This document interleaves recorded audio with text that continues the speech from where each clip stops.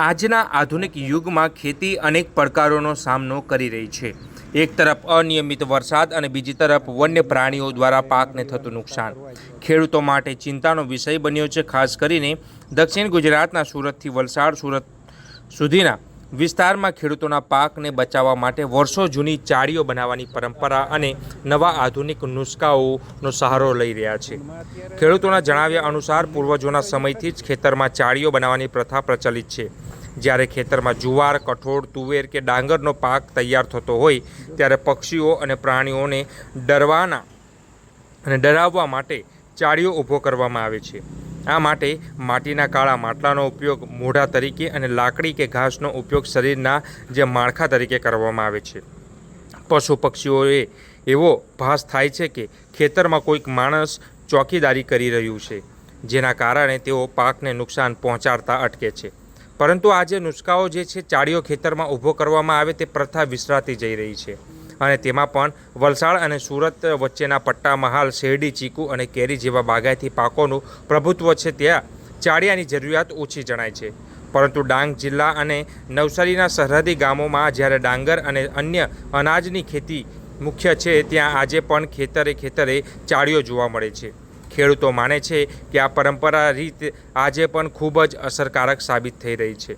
જેમાં સદલાવ ગામના ખેડૂતે વિશેષ માહિતી આપતા તેમણે જણાવ્યું હતું કે પૂર્વજો જ્યારે જુવાર, કઠોળ, શાકભાજી આવા અનેક જે વધારે પાકો લેતા હતા ત્યારે ચાળીઓ અવશ્ય ખેતરમાં ઊભો રાખતા હતા, પરંતુ હવે આ પ્રથા છે તે વિસરાતી જઈ રહી છે।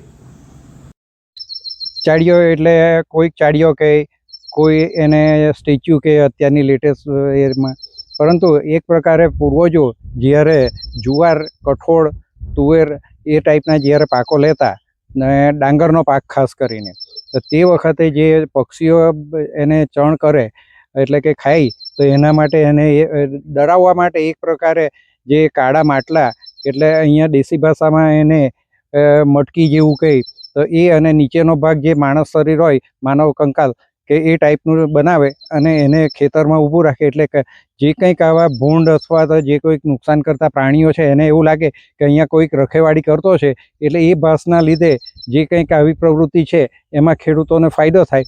પરંતુ હાલના સંજોગોમાં જે કંઈક આ સુરતથી વલસાડ જિલ્લા સુધીનો જે એરિયા, તો તેમાં મુખ્ય પાકોમાં શેરડી અને બાગાયતી પાકોમાં ચીકુ અને કેરી, તો આ પાકોમાં એની ખાસ વધારે એ નથી। પરંતુ હવે તો અત્યારના અહીંયાના એરિયામાં બી જે ભૂંડને ડરાવવા માટે એ પ્રકારના નુસ્ખા કરવા પડે છે, એટલે કે જે કોઈક માનવ રખેવાળી કરતું હોય એવું એ ટાઈપના એ પ્રાણીઓને અહેસાસ થાય, એટલે એ છે ખાસ કરીને અત્યારે જે ડાંગ જિલ્લો અને જે નવસારી જિલ્લાનો બોર્ડર એરિયા, તો તે વિસ્તારમાં આ પ્રથા હજી બી ચાલુ છે અને એનાથી ખેડૂતોને ફાયદો પણ થાય।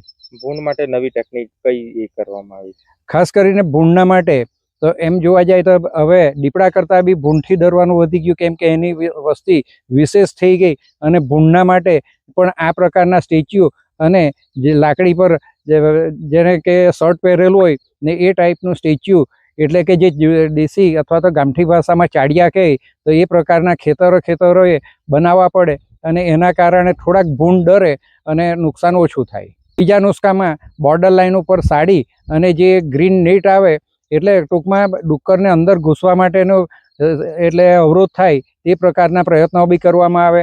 બીજી એક વસ્તુ કે ખંજરી ટાઈપનું, એટલે કે કાચની બોટલ ઝાડ પર લટકાવીને તેને દોરીની આજુબાજુ પવન જ્યારે લહેરાય તો ત્યારે અંદર અવાજ થાય અને કદાચ કોઈ ઢોલ નગારા વગાડે એ ટાઈપનો અવાજ થાય, એ નુસ્ખા બી કરીએ।